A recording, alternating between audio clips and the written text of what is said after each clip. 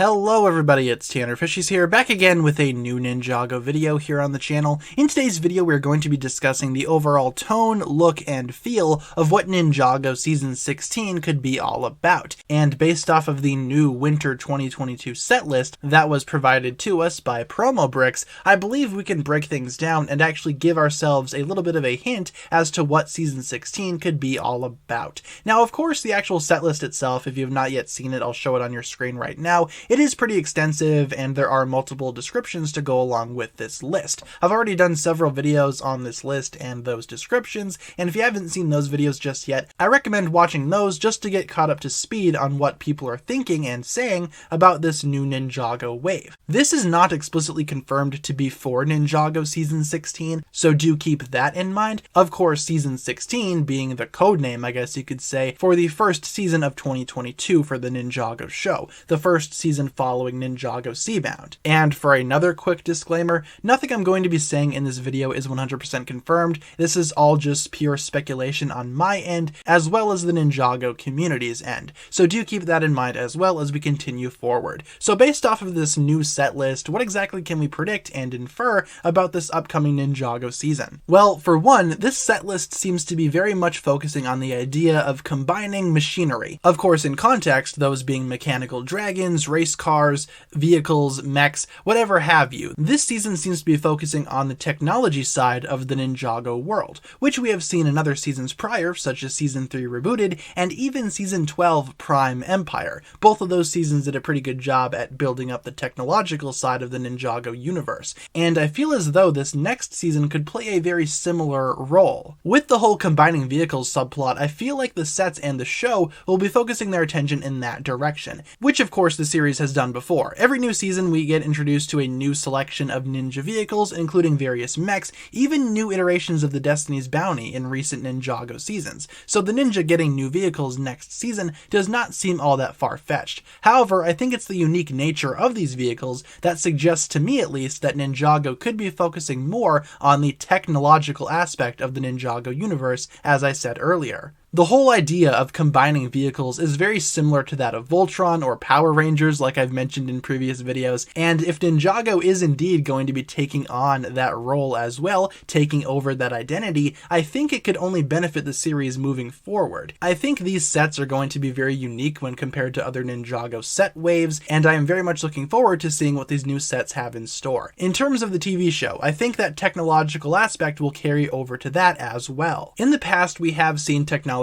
seasons, like I said earlier, but I feel like this one will be a lot more unique in the sense that Ninjago is going to become less magical and more practical. I am very much expecting this season to very much highlight the ninja building their own vehicles, and even more so than other seasons. But why would they be doing this? For what reason would the ninja have to make these crazy mechs and vehicles if their elemental powers have been enough to battle villains before? Well, after giving it some thought, I've come to the conclusion that Vengestone might be a part of this next season. For those of you guys that have not been keeping up with the Vengestone arc, I will keep this recap very short. Essentially, all the way back in Master of the Mountain, there was a mysterious Vengestone buyer that was mentioned. This character was presumably purchasing Vengestone from King Vangelis until the ninja put a stop to that. Vengestone was also seen being smuggled during the first couple of minutes of Ninjago Seabound, so we are slowly but surely building up to that eventual point where this Vengestone buyer is revealed, and perhaps Vengestone itself will make a larger appearance in the show. And maybe all of these crazy mechs and vehicles are just the ninja's way of stepping up their game.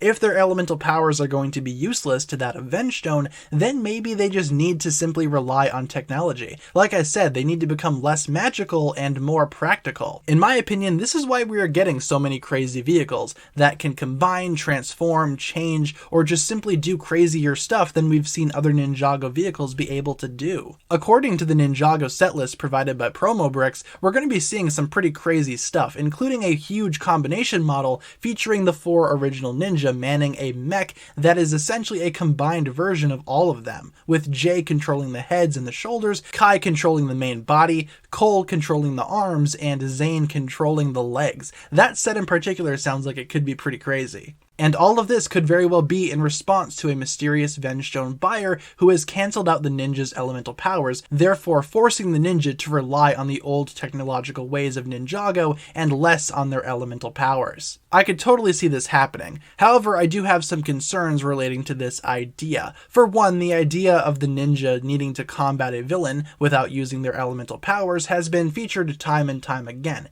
It was a running joke for a while that the ninja could not go 2 seconds without either losing their powers or just having them be cancelled out. To have that happen again might seem a little redundant, but this time we have all these crazy vehicles and mechs, so I don't think redundancy will be an issue. I still feel like originality will be achieved by this season in some way. Going off of that point, how will this season be different from previous technology-based seasons? As previously mentioned, Rebooted and Prime Empire both kind of utilized this idea. Rebooted more so than Prime Empire, I'd say. Rebooted was more focusing on the future of technology, while Prime Empire was focusing on the digital side of things. And even though both of those seasons do indeed have their own unique identities, I feel like a potential technology season featuring mechs and crazy transforming vehicles could totally stand apart from these other technology-based Ninjago stories. And while that sounds kind of fantastical in its own way, you gotta remember this has been a part of Ninjago's theme for a very long time. The Ninjago characters have never really had normal cars or normal jets. The vehicles that the ninja have received in the past have been pretty insane in their own regard. So I feel like this season will still operate within the boundaries that Ninjago has already established. Of course, at the same time, providing that own unique spin on what makes Ninjago special. To summarize my thoughts regarding this topic, I could totally see Ninjago operating in some type of technology-based story for 2022's first season,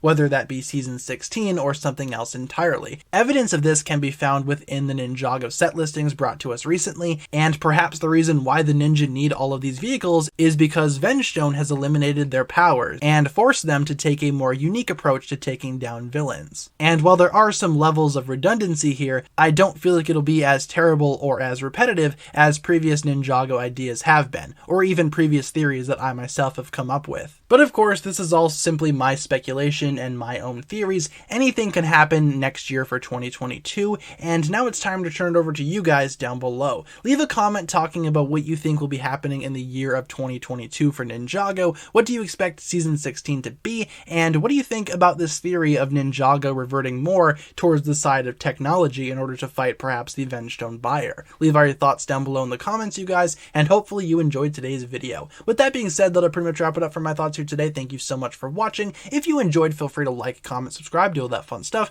and check out the links down below in the description for other forms of social media. As always, big shout out goes out to my Patreon supporters, including once again the marvelous Jan. Thank you guys so much for checking out this video once again. My name is TannerFishies, and with that I bid you farewell.